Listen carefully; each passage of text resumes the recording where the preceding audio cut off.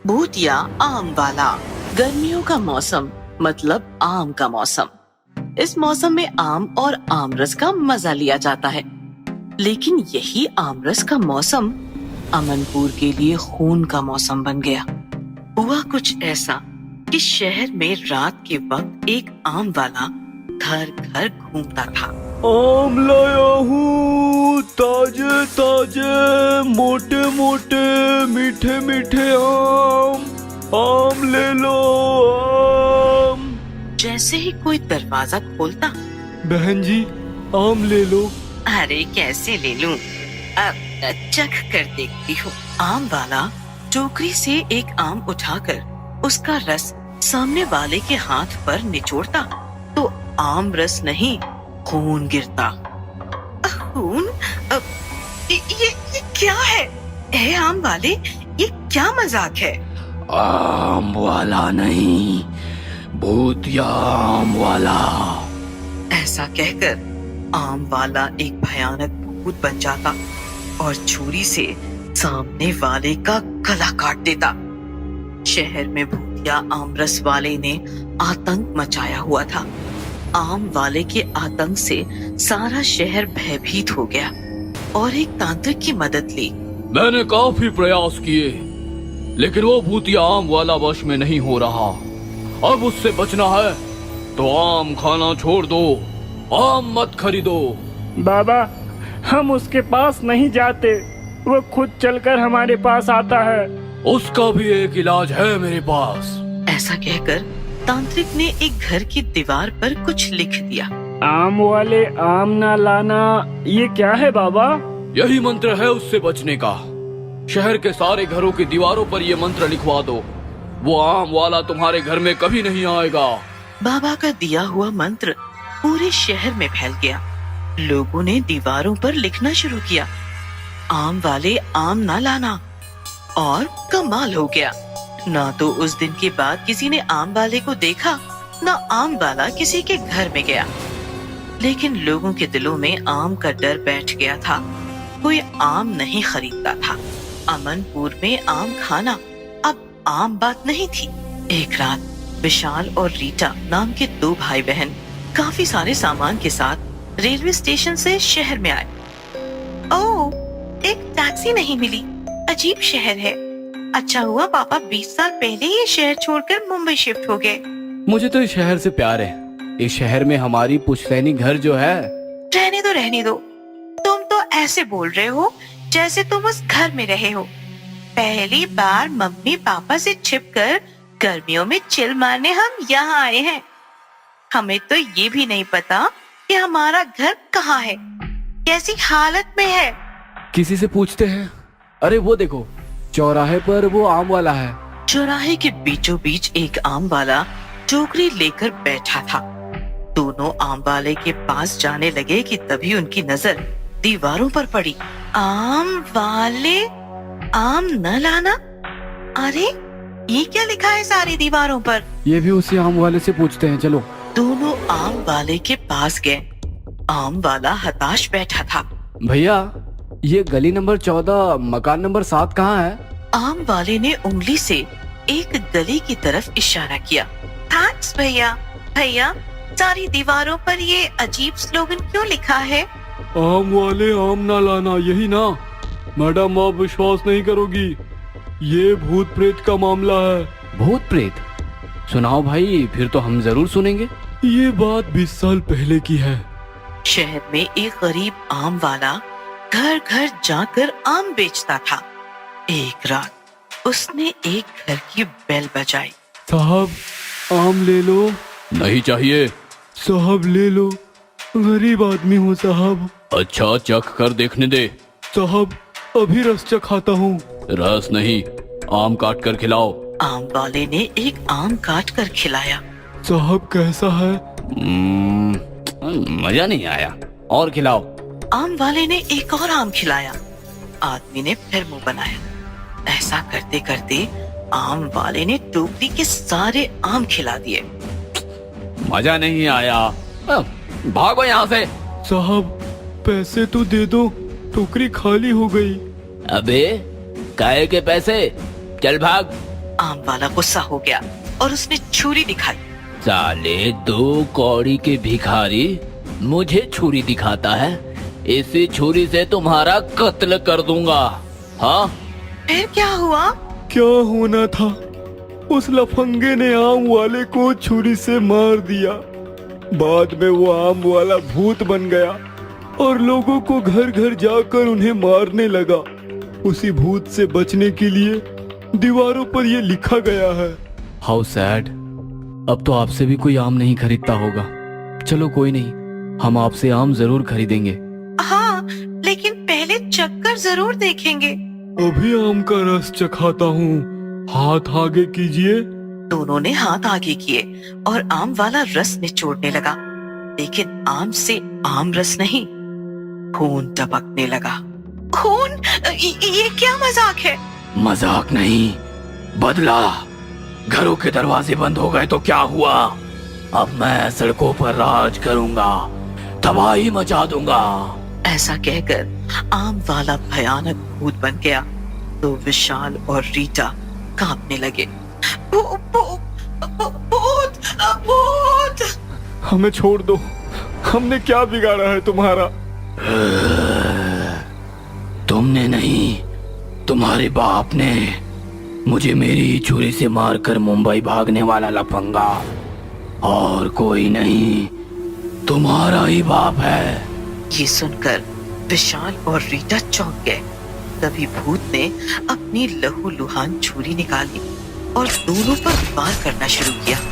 लगातार वार से दोनों घायल हो गए और तड़प तड़प कर मर गए। खंजर वाली भूतनी। बहुत समय पहले की बात है। पुराने खंडहर में एक भूतनी रहती थी। वो भूतनी लोगों को डराकर मारा करती थी। उसे ये करने में बड़ा ही मजा आता था। कितने बेवकूफ होते हैं ये इंसान। डरपोक कहीं के, जरा सी फूंक मारो और हवा में फुर। भूतनी कई सालों से लोगों को डराकर मारती रही और धीरे धीरे उसकी शक्तियां कम होने लगी और अब ये कमजोर हो गई थी और किसी को भी मार नहीं पाती थी। लगता है मेरे जाने का वक्त आ गया है। मैं नहीं जाना चाहती इस दुनिया से। काला साया, शैतानों के देवता, मेरी मदद करो। भूतनी के पुकारने पर शैतानों का देवता काला साया उसके सामने आ जाता है। तो चाहे तो दुनिया की सबसे शक्तिशाली भूतनी बन सकती है। कैसे काला साया, बताओ मुझे। काला साया एक खंजर भूतनी को देता है और उसकी गर्दन पर वार करता है। ये क्या किया तुमने साया? इस खंजर पर तुम्हारा खून लग गया है। अब तुम जिस भी इंसान को इस खंजर से मारकर उसका खून पियोगी, तुम्हारी शक्तियाँ और बढ़ जाएंगी। पर याद रहे, ये खंजर तुम्हारा सर्वनाश भी कर सकता है। हाँ, मैं ये याद रखूंगी साया। तुम फिक्र मत करो, मैं इस दुनिया की सबसे शक्तिशाली भूतनी बन जाऊंगी। उसी रात अनिल नाम का एक लड़का अपने ऑफिस से घर को लौट रहा था। तभी उसे सड़क पर एक बूढ़ी औरत बैठी हुई दिखती है जो ठंड से कराह रही होती है। अरे माई, तुम यहाँ इतनी रात में क्यों बैठी हो? अरे बेटा, अब क्या बताऊं, मेरे बेटे और बहू ने मुझे यहाँ छोड़ दिया। उन्होंने कहा कि वो मुझे लेने आएंगे, पर अभी तक नहीं आए। अनिल को उस बूढ़ी औरत पर तरस आ जाता है। माई, आप मेरे घर चलो, कल मैं आपको आपके बेटे के पास छोड़ दूंगा। भला हो तेरा बेटा, चल। अनिल उस बूढ़ी औरत को अपने घर लाता है और दरवाजा बंद करता है। माई, तुम्हें भूख लगी होगी ना, तुम यहाँ बैठो, मैं कुछ बना कर लाता हूँ। बूढ़ी औरत जो झुककर खड़ी थी एकदम से सीधी खड़ी हो जाती है और एक बड़ी ही भयानक आवाज में कहती है, भूख? भूख तो लगी है बेटा, पर मैं खाना नहीं खाऊंगी, मैं पीऊंगी तेरा खून। वो औरत एक खून पीने वाली चुड़ैल बन जाती है। उसके हाथ में एक खंजर होता है। वो उस खंजर से अनिल की गर्दन पर वार करती है और उसका सारा खून पी जाती है। अब मैं बन जाऊंगी और भी शक्तिशाली। वो भूतनी अपने अगले शिकार को ढूंढने के लिए निकल जाती है। कुछ देर बाद घर में अनिल का भाई विजय उसकी लाश देखता है और रोने लगता है। ये जिसने भी किया है, मैं उससे जरूर बदला लूंगा भैया। एक के बाद एक कई मौतें होने लगी और वो खून पीने वाली चुड़ैल का कहर पूरे शहर में बढ़ गया। सभी उसे खंजर वाली चुड़ैल के नाम से जानने लगे। वो भेष बदलकर लोगों से मदद मांगती। मेरी मदद करो, मुझे मेरे घर पहुंचा दो। हाँ माँ जी, चलिए। माँ जी, यहाँ तो कोई घर नहीं है, यहाँ तो आगे जंगल है घना। जंगल है तभी तो तेरा खून मजे से पी पाऊंगी। भूतनी अपने भयानक रूप में आ जाती है और उस औरत के गले पर वार करके उसका सारा खून पी जाती है और अपनी शक्तियों को और बढ़ाती है। शहर में अब कोई किसी की मदद करने से पहले 10 बार सोचता था। किसे पता कब खंजर वाली रूप बदलकर वार कर दे। विजय को यकीन हो जाता है कि उसके भाई का खून भी खंजर वाली ने ही किया है। वो एक बाबा के पास जाता है और इस समस्या का हल पूछता है। बाबा अपनी तांत्रिक विद्या से भूतनी के बारे में पता लगाते हैं। उसके जाने का वक्त आ चुका था, इसलिए इंसानों का खून पीकर अपनी शक्तियाँ बढ़ा रही है ताकि उसे इस दुनिया से जाना ना पड़े। बाबा, इसका कोई तो इलाज होगा।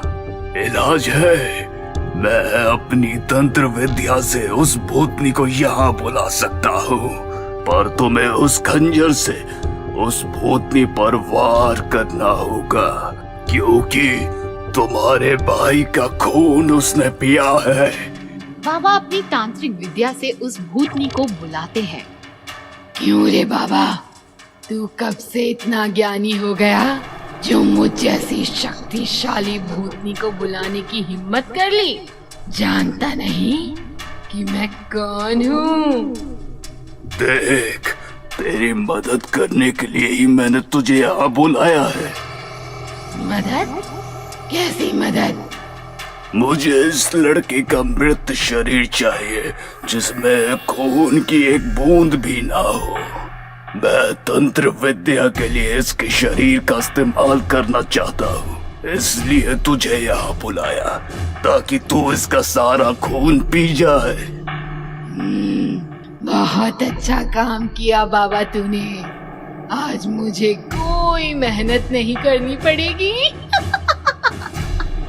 विजय आंखें बंद कर जमीन पर पड़ा होता है। भूतनी उसके पास आकर उसका खून पीने के लिए जैसे ही खंजर उठाती है, बाबा मंत्र पढ़कर राख उसके चेहरे पर फेंकता है। बाबा, ये क्या किया तूने? बच्चे, ये क्या किया तूने? विजय भूतनी से खंजर छीनकर उसके गले पर वार करता है और भूतनी के शरीर से जितने भी लोगों का खून पिया था सब बहने लगता है और वो भस्म हो जाती है। इसी तरह विजय बाबा के साथ मिलकर अपने भाई की मौत का बदला ले लेता है।